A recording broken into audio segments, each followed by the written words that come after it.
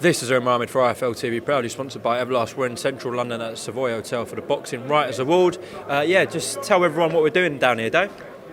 We're down here. I think you've just said it. We're here for the Boxing Writers Award. Could have given a bit more background, Dave. We're down here for a bit of food. We've had a bit of food, a bit of chat. We're having a bit of chat, and we're going to have a couple of awards. Young Boxer of the Year. Getting a lot of compliments about your LV tie. Yeah, it's old. It's actually quite old. It's not as quite as old as me, but it's getting there. Brand new. Have you just kept it in a wardrobe somewhere? No, it's just we've had a pandemic, haven't we? I think I got it before pandemic, and I was using it then. But I'm always in tracksuits and t-shirts, so I'll get scrubbed up a little bit for this one.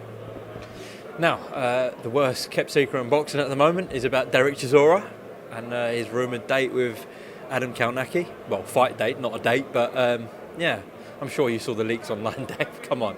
I've heard that they're talking about it. Yeah, I've heard that. What do you think about that matchup?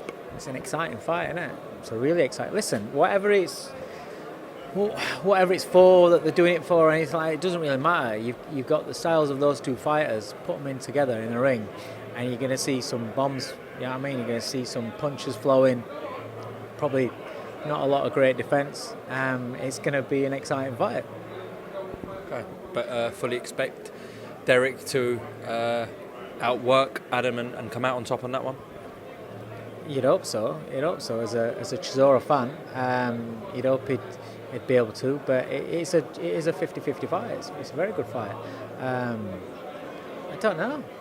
It's just one that you go and you go for entertainment and you go for a war. And I think it's a genuine war, and it's a fight that could go either way. What did you make of the fight at the weekend between Joshua Buatsi and Craig Richards? I loved it. I really enjoyed that fight. I'm so glad I went. I was umming and ahhing whether to, obviously London's a long trip, but it was so good. I just thought, I loved what Buatsi was doing, the inside work of his, of the game plan, how he was executing his body work. He took so much out of Craig, but Craig's fitness and heart and determination, it was unbelievable, because that body assault was relentless. You can see the things now. I think they've been together for about 9 months or so, but you can see the things that Virgil Hunter's trying to implement with Joshua, and it was there in that fight, and I thought he boxed really well. I liked what I was seeing. Like I said, the inside work, I've not seen a British fighter work like that on the inside for a long time. But as the fight got on, Craig Richards again showing his mettle, showing his fitness. How fit is he? Because when you're taking body shots like that, it does actually empty your gas tank. So the fact that Richards was able to come on like he did, towards the end of the fight, it shows you how fit he was. And he had, I think, round 8. It was a big round, wasn't it? Round 8, where it's the first time we've seen Buatsi in any sort of trouble, any sort of uncomfort like that. And it was for quite a sustained amount of time in that round. But again, Buatsi was clever, was smart, knew how to ride the storm. And then round 9 was a little bit where he was able to get the pace back slower, get a bit more of a breath, and then get back to work again. It was just a really good fight. Richards' right hand, he does it really hard, and it's such a straight right hand he was catching him with. But what surprised me was the amount of uppercuts it was landing as well. The uppercuts were very, very dangerous, but it was just a good fight between two. Listen, we've been talking about for a long time for this light heavyweight division, haven't we? You look at the domestic mix, and then obviously you've got Bivol, Beterbiev, Joe Smith. That division's red hot. And now this is the first fight where we've seen the domestic side where they're pairing off. Now I want to see more of them pair off. Obviously we had Arthur and Yarde, so that was the first one. Sorry, but I want to see more mixes. Buatsi against Yarde or against Lyndon Arthur, Craig Richards against Yarde or Lyndon Arthur, because on that performance I don't think Buatsi's quite ready to go for Bivol or Beterbiev, and I think Virgil Hunter wants him to go, with another fight or two before he goes to that level. So I would like to see this domestic mix cleared up. You've got Callum Johnson in there as well, who is the most inactive. Obviously, yeah. Do you know what? Of course, Callum Smith as well now at light heavyweight. Again, such a great division. If we can just keep them fighting until they're ready to go up against the top guys, rather than waiting until it's for a world title. Fuck that shit. Just get them matched up now while the fights are there. The fans are going to love it. It's going to lift their profiles. Look at that fight. Okay, he's got beat. It's not done Craig Richards' profile any harm at all. He's got beat in a great fight. And I believe that each one of those matchups create a great fight. So it's great for the division, great for the fighters, great for the fans, and great for the sport. And then when the opportunity comes, they move on to fight for the world titles. That would be ideal, but you know the game, Dave. You've been in it for ages. All the fighters you mentioned there are either with Eddie or Frank. So, need I say more? Yeah, it's bullshit, isn't it? Yeah. But Eddie's got Callum Smith, he's got Buatsi, and he's got Richards. So there's a little triangle there. You've got Frank's got Yarde, Johnson, Arthur. So Arthur's left Frank, but is it? Okay. Well, he's got Yarde and he's got Callum Johnson.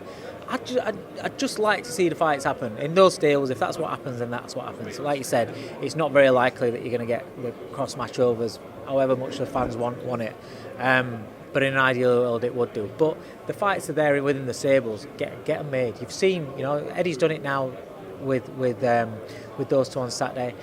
Yarde and Arthur have fought under Frank, so you've seen that there is a willingness there to get this division cleared up, at least domestically. Just last one, we are expecting an announcement for Usyk Joshua too soon. Just want to get your thoughts on what Joshua has to do. I know we're pressed for time here, but how does he go and win that fight against Alexander Usyk, Dave? He doesn't try and outbox him. I think that's... Is there anything more to that though? Or? Oh yeah, you can't just be like, listen, Marco Huck thought he was just a caveman and thought he could just rush Usyk and sling bombs at him, and that didn't work. That's fallen into Usyk's hand. You've got to have some intelligence about you when you're going in there and you're trying to put it on Usyk. But you've got to think about the physical advantages that Joshua has, that whether he wins or loses, he has those physical advantages, and he should have moments in a fight where he can use those advantages. In that first fight, he didn't have any moment at all. I think he caught him with the odd right hand, but one body shot. I think he hit him with one good body shot, and it registered on Usyk. One left hook, I think it was, a long time ago. But he's got to be able to get himself in a position to let his physicality play. In the clinches in the first fight, Joshua didn't implement his size, his strength, nothing. Even things like that, being the bigger man, draining a guy. You will see, obviously Tyson Fury is a master at it, but Joshua, I expect him to have learned about the inside game a little bit more, about leaning on, using his weight. Lennox Lewis against Mike Tyson playing, you saw how Tyson's legs just start going. I'm not saying that's going to happen because it's Tyson and Usyk completely different. Usyk's fresh. But he's got to be able to get himself in a position to use his physical advantages. Yes, use the jab and box his way in, but he's got to be applying the pressure and let his hands go. Listen, if you stand off against Usyk, Usyk's going to have fun with you. But the problem that he's got is he can look to do that all he wants. But I think this version of Usyk is going to be a better version than the first fight. Because the first one, he's going in there and he's in with Joshua, and he's got belief, but now he's got full belief. And don't forget, I think round 3, or even round 1, I think he registered on Joshua straight away. But he's landing straight away those left hands. Usyk will get his timing off straight away again, and he'll be a lot more confident this time round than he would the first time. So I think it's an even harder job. I genuinely think it's an even harder job. I think there's so much that AJ has to do better to be able to beat Usyk. So much.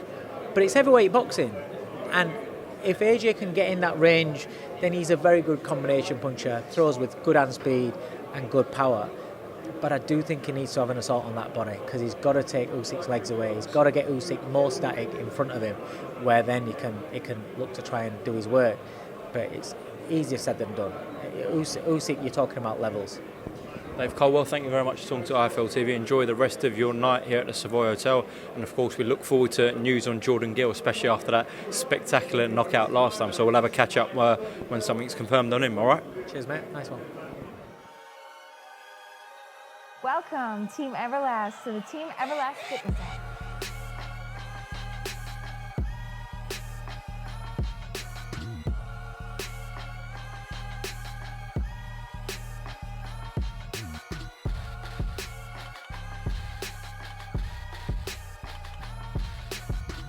Download the Everlast Fitness app and find your greatness within.